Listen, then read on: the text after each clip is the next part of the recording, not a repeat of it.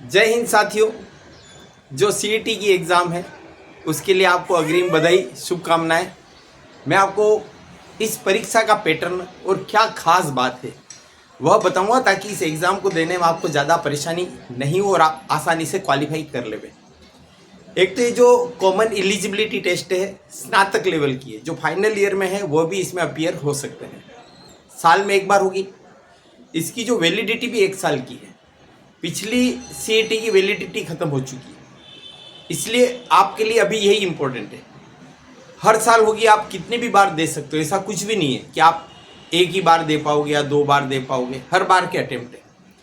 इसका जो रिजल्ट है, जिस दिन रिजल्ट आएगा उससे 1 साल तक इसकी वैलिडिटी मान्य रहेगी।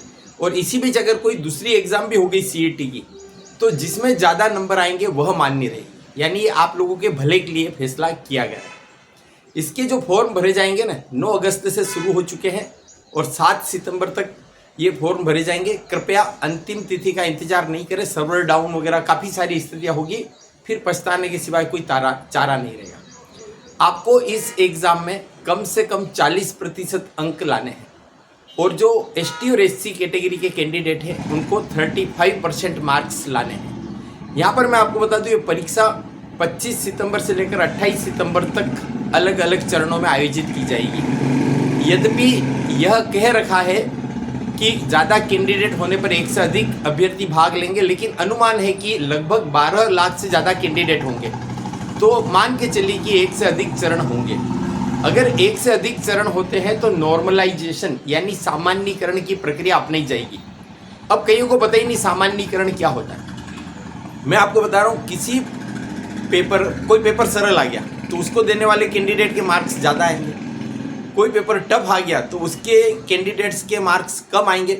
तो वो जो ज़्यादा वालों का एवरेज और कम वालों का एवरेज है, उनको कम या ज़्यादा नहीं मान के उनको इक्वल माना जाएगा और उस हिसाब से उस रेशो में कैंडिडेट के मार्क्स घटाए भी जाएंगे, कम वालों के बढ़ाए जाएंगे और ज़्यादा वालों के घटा करके उसको इक्वल लाने का प्रयास जो है एक कंप्यूटराइज प्रक्रिया है। इसमें कोई ट्रांसपेरेंसी मतलब पूरी ट्रांसपेरेंसी रहती, कोई गड़बड़ नहीं हो सकती। अब इस एग्ज़ाम को देने से अपन कहते हैं ना, रामबाण औषधि, इस तरह की बातें। ये 11 तालों की एक चाबी, यानी 11 तरह की पोस्ट आप तभी दे पाएंगे जब आप इस एग्ज़ाम को क्वालिफाइंग कर लेंगे। अगर आपने ये एग्ज़ाम क्वालिफाई नहीं की तो 11 पोस्टें आपके हाथ से निकल जाएगी। तो मैं सलाह दूंगा, ऐसे भी बंदे जो एजुकेशन से रिलेटेड है, रीट वगैरह कर रखी है, वो भी एग्ज़ाम ज़रूर दो, क्योंकि कहीं की तैयारी कहाँ काम आ जाए कुछ पता नहीं चलता। तो जो प्लाटून कमांडर है, जिलेदार और पटवारी है, कनिष्ठ लेखाकार है, तहसील राजस्व लेखाकार है, महिला अधिकारिता के पर्यवेक्षक है और एक अन्य पर्यवेक्षक है, उप जेलर है, हॉस्टल वार्डन ग्रेड 2 पटवारी है, ग्राम विकास अधिकारी है और कृषि विभाग के कनिष्ठ लेखाकार है। ऐसी 11 पदों के लिए आप एग्ज़ाम तभी दे पाएंगे जब आप सीईटी एग्ज़ाम को क्वालिफाई कर लेंगे। इस परीक्षा की सबसे बड़ी बात क्या है, इसमें माइनस मार्किंग रखी गई है। यानी मैं आपको बता दूं कि कुल 150 क्वेश्चन आपसे पूछे जाएंगे। एक ही पेपर होगा इस एग्ज़ाम के लिए, आपको एक ही पेपर देना है। चरण भले अलग अलग हो सकते हैं। हर क्वेश्चन 2-2 अंकों का होगा, यानी कुल कितने अंक हो गए, 300 अंक। ठीक है, 3 घंटे में आपको ये पेपर कंप्लीट करना है। यानी आपको हर क्वेश्चन के लिए कितने 72 सेकेंड मिलेंगे।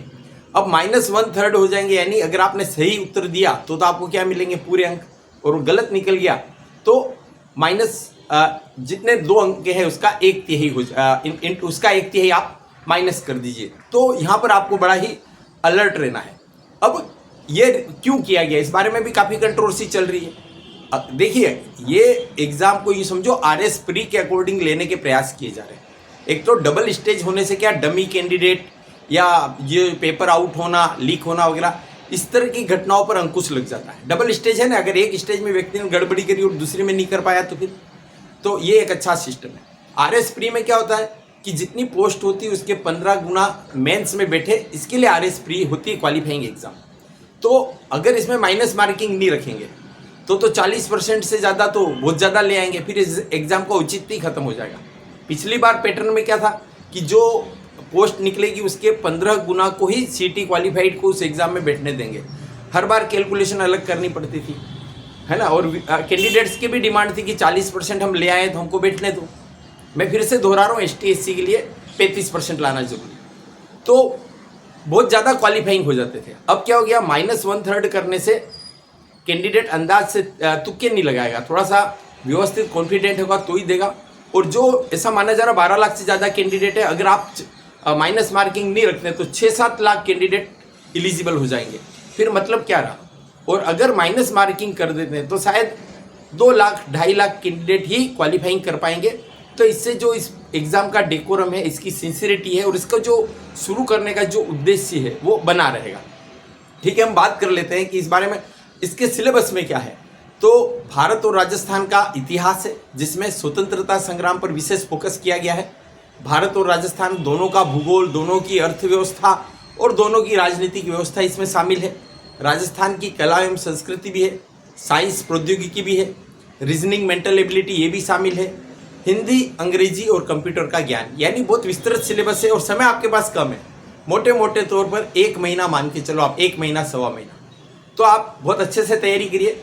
समसामयिक भी है, करंट जो पिछले 1.25 महीने से के पहले से लेकर मतलब अभी आज तक का मान लो, क्योंकि 1.25 महीने बाद तो एग्जाम है, और इसके पिछले साल भर का।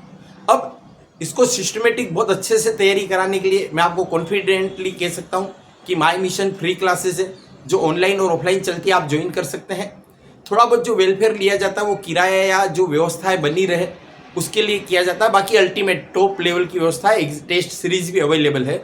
और बाकी आप अपने हिसाब से, आपको जहाँ भी अच्छा लगे, सेल्फ स्टडी भी अच्छा लगे, आप तैयारी करिए, लेकिन अभी से जुट जाइए और माइनस मार्किंग को ध्यान में रखते हुए आप तैयारी करिए, ताकि वहाँ एग्जाम में आप हड़बड़ाएंगे नहीं। और भी समय समय पर अपडेट मैं देता रहूँगा। धन्यवाद, जय हिंद।